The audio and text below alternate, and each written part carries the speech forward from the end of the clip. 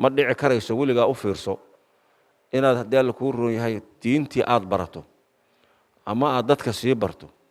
haddana aadad adkaar lahayn wax dhici kara ma aha taasi ma dhacayso dii lacalla ay dhacdo inaad wax baratana berda kutubadaada markaad barato adkaar ku xafida oo ilaahay kugu xafido haddaadan lahayn santuuqaad inta ka buuxida markaa wax barato diintii dadkii bari lahaa markii la gaaro ayaad meel inta iska dhoobtaad ka tegi doontaa kutuba xor noqon doontaa waan arrin aad maarata u dhib badan u khatar ah inaad is-ilaalidaa lagaa rabaa oo wax maaragtay xirsi xir ah oo xifdiyo ilaahay kugu xifdiyo aad samaysato dikrigu horta marka koowaad ilaahay baa na faray subxaanahu watacaala inaan weliba badinno oo ilaahay wuxuu leeyahy jalla sha'nuhu yaa ayuha aladiina aamanuu udkuru llaha dikran kaiiran dikri yar ilaahay ma dhihin dikri badan ilaahay wuxuu leeyahay la imaada saasoo kaleeto nabiguna wuxuu yidhi walyakun lisaanuka radban min dikri illaah mar kasta carabkaagu ha ka qoyanaado dikriga ilaahay haddii marka arrintaas nabigu faray ilaahay faray oo dikrigiiya lagaa helo waxaad heli doontaa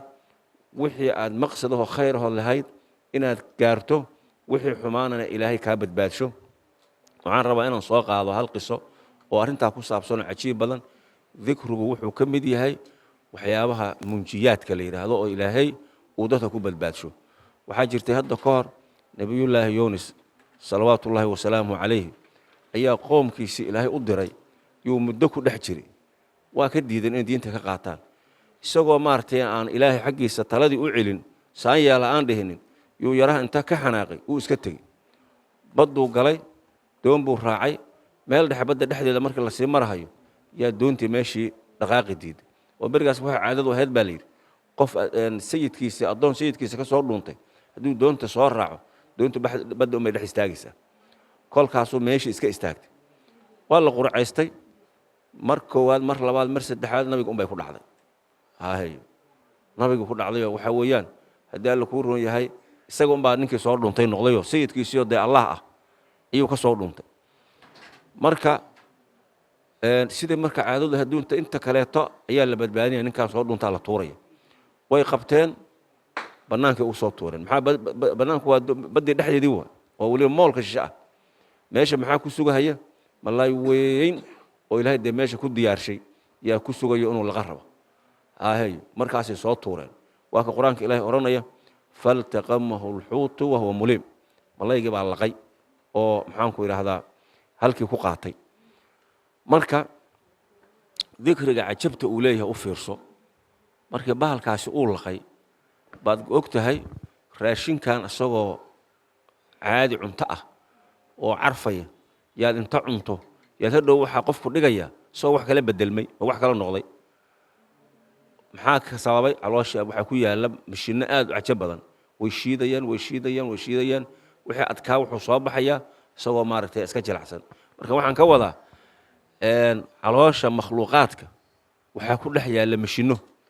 mashinkaasi marka hadduu bahalkii nabiga u dhex galay wuu shiidaya durbadiiba wuxuu ka dhigayaa wax oo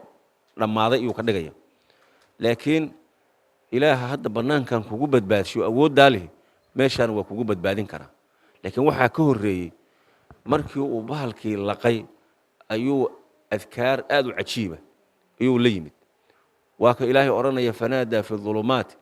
an laa ilaaha ilaa anta subxaanak innii kuntu min aaalimiin mugdiyaalo dhexdood buu ka dhawaaqaa ilaahay leeyahy nabigaas waa caloosha malaygani waa mugdi habeen madow waa la joogo waa mugdi badda dhexdeedii ou joogana waa mugdi kaleeto halkaasuu ka dhawaaqay muxuu leeyahay laa ilaaha ilaa anta ilaahu adiga mooyaane alle kale ma jiro subxaanaka adiga un baan ilaahiya ku nasahaya innii kuntu min aaalimiin daalimiinta ayaan ka mid ahaaday ilaahayow subxaana wa tacaala amar la'aanaan iska soo tegaya adkaartaas aadka u qiimaha badan